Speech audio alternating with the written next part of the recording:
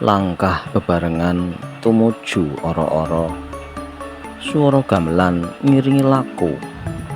Sesaji rinakit kanthi tulusing driya, nyuwun berkahing Gusti kang murbeng laku.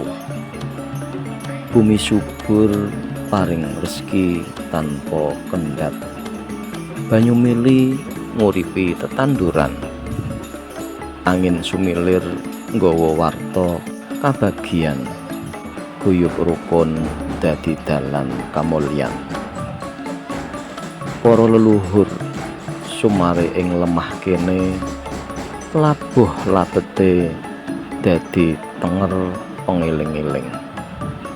Merti dusun dudu mung upacara rame, nanging uga ngelingi purwa duksina lan bebrayan agung.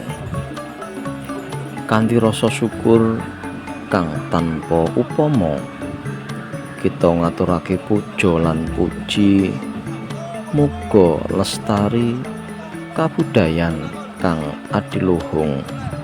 Merti dusun dadi jejak ing ati. Srengenge gumregah madangi jagat raya, embun isih netes ing pucuking tebu.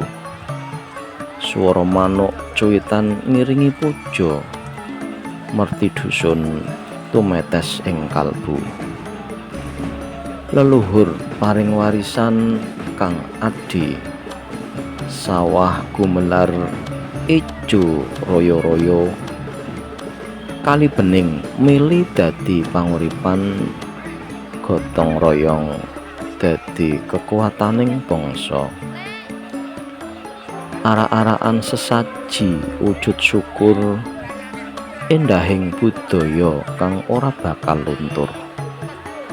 Tembang-tembang Jawa ngidungake luhur, merti dusun ngiket tali kekeluargaan kang kukuh.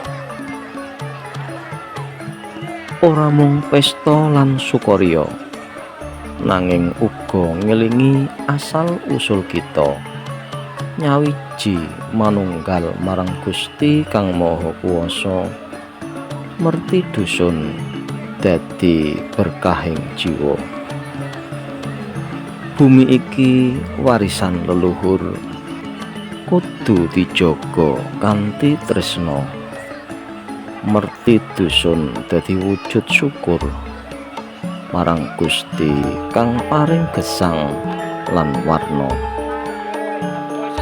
Tanduran tukul ijo rembuyung, nandhakake kesuburaning lemah. Manuk-manuk ngoceh kanthi kidung, ngeramekke swasana kang sumeleh.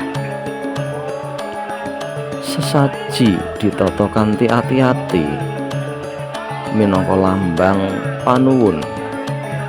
Para warga kumpul dadi siji, ngrasakake rasa paseduluran kang rukun.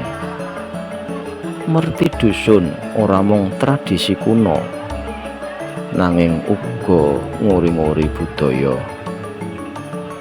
Ngajeni leluhur kang wis seda, supaya berkahing urip saya mulya. Kanthi merti dusun kita nyawiji marang bumi pertiwi kang gemah ripah, nyuwun pengayoman lan berkahing Gusti, supaya desa kita tansah tentrem lan berkah.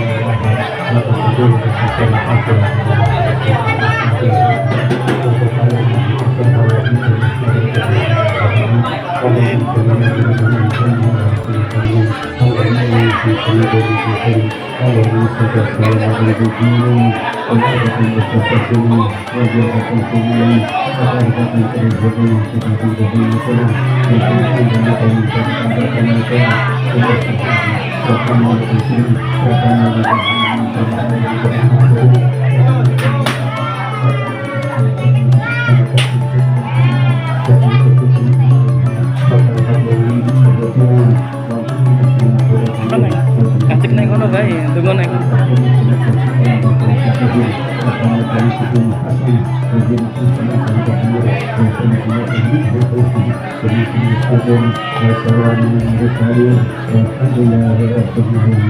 Kalau pelan dia Pak.